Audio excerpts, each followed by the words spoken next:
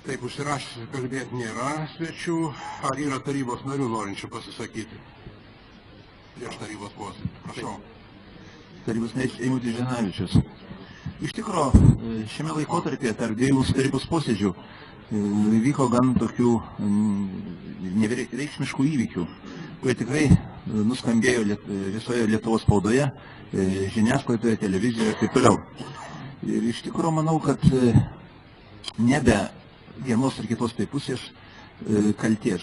Bet dėja, ką mes pamatėme televizijos ekrane, įraše, visus, sakyčiau, daugumą Lietuvos žmonių šokiravo valdininkų elgesys, sakyčiau, galbūt labai didžiulis prieštaravimas etikai.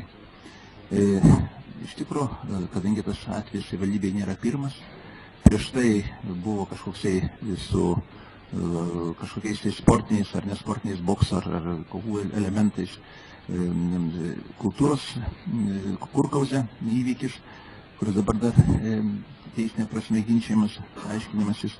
Manau, kad tikrai tai nedaro garbės Palangos miestui ir savivaldybės vadovams. Todėl aš norėčiau paklausti, išeinant dar iš to, kad meras vienam spaudos leidinyje pasakė, kad vis dėlto yra kaltininkė kaip ir valdininkė, kuri nepriėmė pareiškimo, kaip išprovokavo šitą incidentą. Tai natūrus mano klausimas administracijos vadovybėje, savivaldybės vadovams, merui, kaip nubausta šitą darbuotoją, kuri buvo apkaltintas spaudoje, kad jinai nesureagavo gerai situaciją. Tai be abejo, žiūrint tą vaizdą televizijos, domina Palangos bendruomenė, domina žmonės, kaip vis dėlto bus nubaustas reportaže veiksmus, tokius, sakyčiau, nepagarbius lankytojų atžvilgių, rodantis ponas Keinys. O taip, dėl to, kad vis dėlto savivaldybė administracija turėtų užtikrinti tiek saugumą, tiek savo darbuotojų, tiek atėjus į savivaldybę lankytojų, kokie be būtų, ar jie provokuotų, ar neprovokuotų. Tam yra savivaldybės etika ir panašiai.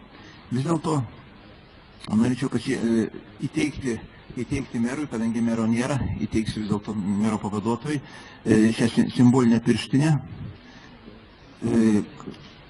kad tai būtų kaip priminimas, kad Palangos savivaldybėje panašūs atvejai nepasikartotų, o valdininkai, jeigu jie blogai elgėsi, jie būtų atinkamai įvertinti ir nubausti.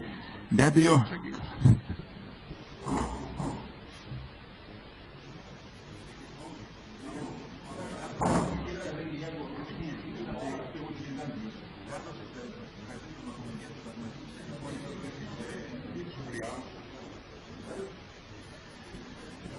gerai, daugiau pasisakančių. Antras būtų. Iš tikrųjų, įėjus į savivaldybę, priimėjimą, matosi, kad savivaldybė yra stovi kameros ir filmuojama. Dėja, einant į savivaldybę, pagal įstatymo reikalavimus, turėtų būti apie tai informuojantis įrašas. Šiandien dar kartą perėjau per savivaldybę ir pamačiau, kad apart to, kad saugo durų firma pakabintas, apsaugos firma dėjo įrašo, kad patalpa yra filmuojama, spėjams lankytojų šito nėra. Tai vis dėlto yra galbūt įstatymų pažeidimas.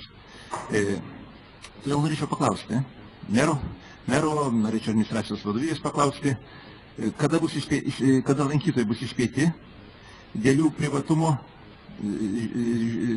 sekimo, kada savivaldybėje nebus pažeidinėjami įstatymai, ir kada bus gerbiamos ir kada bus pradėtos gerbti piliečių teisės. Ačiū. Turit kas nors? Prašau.